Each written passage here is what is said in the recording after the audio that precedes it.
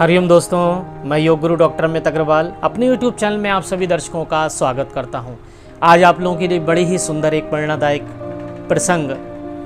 जैसा कि हम लोग जानते हैं कि जीवन में सिर्फ और सिर्फ एक विचार जीवन को खत्म भी कर सकता है और एक विचार जीवन बदल भी सकता है। आज लगातार लोग जिस तरह तनाव और डिप्रेशन में जी रहे हैं, स्वाभाविक तौर पर उनका मनोबल या उत्साह गिर जाता है, उनका धैर्य जवाब दे जाता है और वो उस स्थिति तक पहुंच जाते हैं। जीवन को खत्म कर लेना समस्या का समाधान नहीं है। पूरे दृढ़ विश्वास के साथ, ईश्वर पर दृढ़ निश्चय के साथ जीवन के उस लक्ष्य को हासिल करना सही मायने में जीवन की परिभाषा है। एक बड़ा ही सुंदर प्रसंग, एक 8 साल का बच्चा 1 रुपए का सिक्का मुट्ठी में दबाए एक दुकान पर जाकर एक दुकानदार से पूछता है, क्या आपकी दुकान में ईश्वर मिलेंगे? बच्चे की बात सुनकर उस दुकानदार 1 रुपए का सिक्का फेंक देता है और उस बच्चे को दुकान से निकाल देता है। बच्चा दूसरी दुकान पर जाता है। बच्चे को देखकर दुकानदार पूछता है, 1 रुपए में तू क्या चाहता है?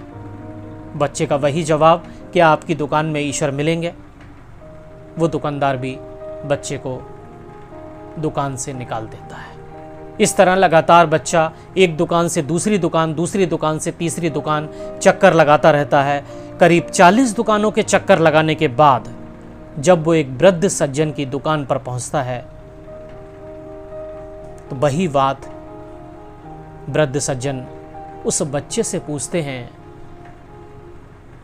कि तुम ईश्वर क्यों खरीदना चाहते हो? ईश्वर को लेकर क्या करोगे? ये प्रश्न सुनकर बच्चे के चेहरे पर एक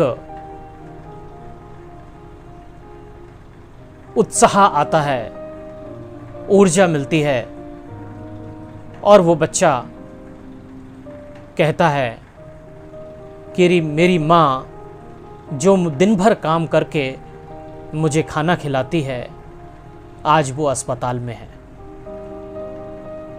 अगर मेरी माँ मर गई तो मुझे खाना कौन खिलाएगा? डॉक्टर ने कहा है कि अब सिर्फ और सिर्फ ईश्वर ही तुम्हारी मां को बचा सकते हैं। तो अब आप बताइए, क्या आपकी दुकान में ईश्वर मिलेंगे? दुकानदार ने कहा, हाँ मिलेंगे। तुम्हारे पास कितने पैसे हैं? तो बच्चे ने कहा, सिर्फ 1 रुपया। दुकानदार ने कहा, कोई दिक्कत नहीं है, 1 रुपए में ही तुम्हें ईश्वर मिल सकते हैं। दुकानदार ने उस बच्चे के हाथ से 1 रुपया ले लिया और उसने सोचा कि 1 रुपए में 1 गिलास पानी के अलावा मेरे पास कुछ नहीं है। उसने उस बच्चे को फिल्टर से 1 गिलास पानी भरकर दे दिया और कहा कि ये पानी पिलाने से तुम्हारी माँ ठीक हो जाएंगे। अगले ही दिन कुछ मेडिकल स्पेशलिस्ट हॉस्पिटल्स में पहुंचते हैं, उसकी मां का इलाज करते हैं, ऑपरेशन करते हैं और जल्द ही उसकी मां स्वस्थ हो जाती है। डिस्चार्ज के कागज पर अस्पताल का बिल देखकर उस महिला के होश उड़ जाते हैं। डॉक्टर ने उन्हें आश्वासन देकर कहा कि टेंशन की कोई बात नहीं है, एक वृद्ध सज्जन ने आपके सारे बिल चुका दिए हैं और साथ में ये एक उन्होंने चिट्ठी भी दी है। महिला चिट्ठी खोलकर पढ़ने लगी।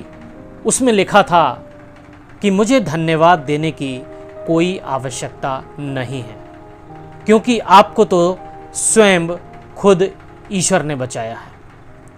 मैं तो सिर्फ एक जरिया हूं। अगर आप धन्यवाद देना ही चाहती हैं तो उस अबोध बालक को दीजिए जो सिर्फ 1 रुपये लेकर ना समझी मैं ईश्वर की खोज में निकल पड़ा, क्योंकि उसके मन में एक दृढ़ विश्वास था कि एक ईश्वर ही मेरी मां को बचा सकते हैं। तो विश्वास इसी को कहते हैं। तो आइए मिलकर हम सब उस ईश्वर पर पूर्ण विश्वास के साथ प्रार्थना करते हैं कि हमें रोगों से मुक्त करे और इस महामारी से निजात दिलाए, क्योंकि सिर्फ और सिर्फ ईश्वर प्रार्थना में ही वो शक्ति है जो हमें हर रोग से मुक्ति दे सकती है।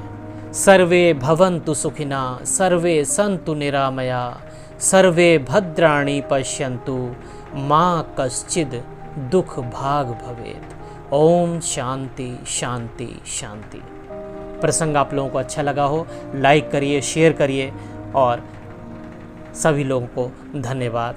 हरि ओम।